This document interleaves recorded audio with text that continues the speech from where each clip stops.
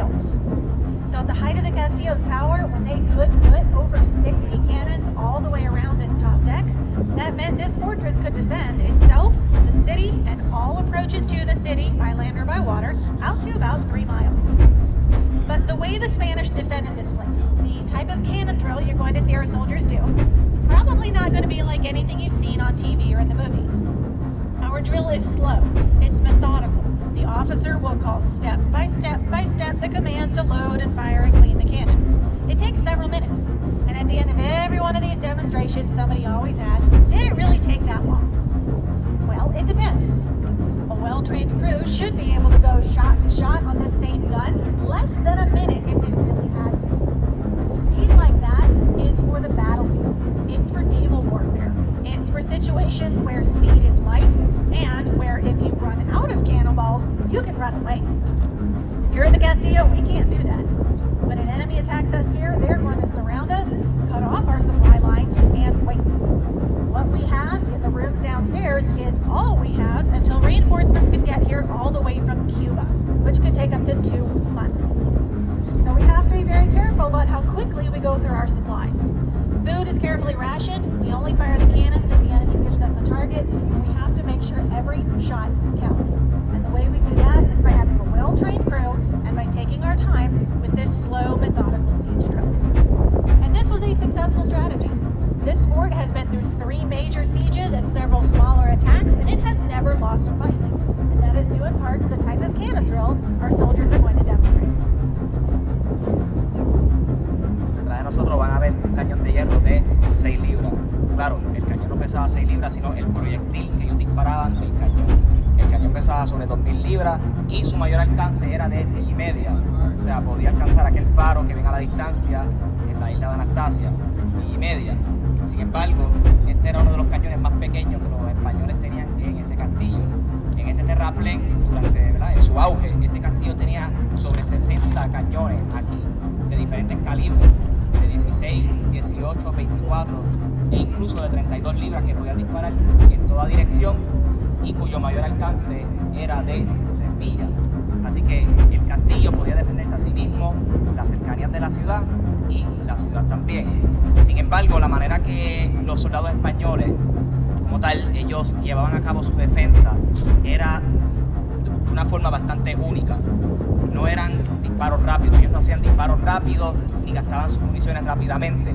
Ellos defendían esta posición tomando disparos necesarios y cargaban los cañones de una forma lenta, de una manera bien lenta para poder conservar sus municiones y también sus proyectiles, ya que este castillo se construyó con la idea de resistir asedios enemigos. Y durante un asedio enemigo, el enemigo te rodea, corta tu línea de suministro y prácticamente todas las municiones, la comida, las provisiones que se encuentran en los cuartos de abajo, era todo lo que ibas a tener durante el asedio.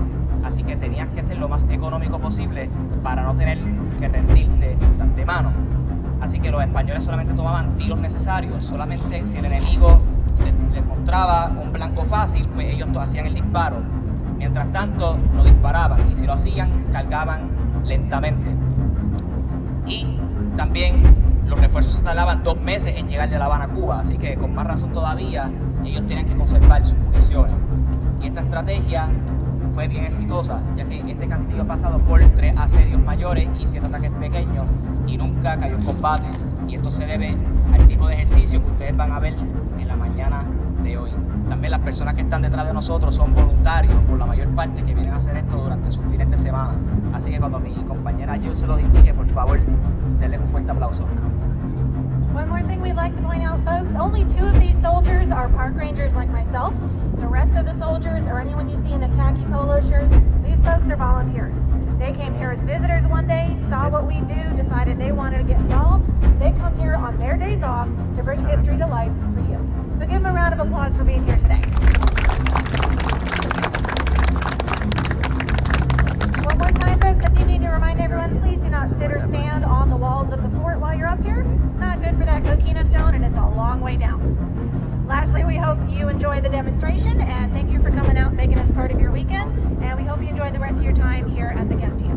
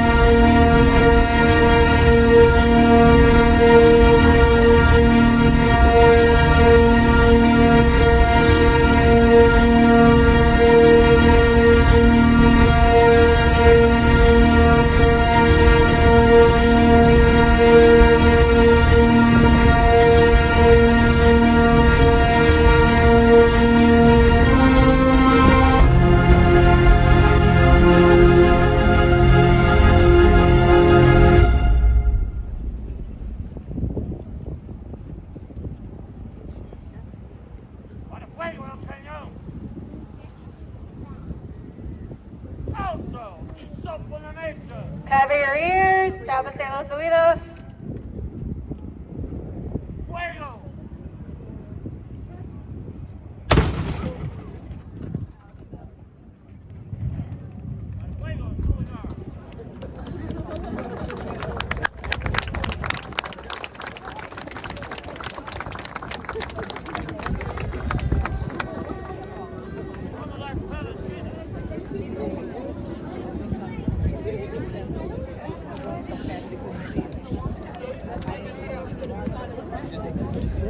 Well, there we are. It is splashed down.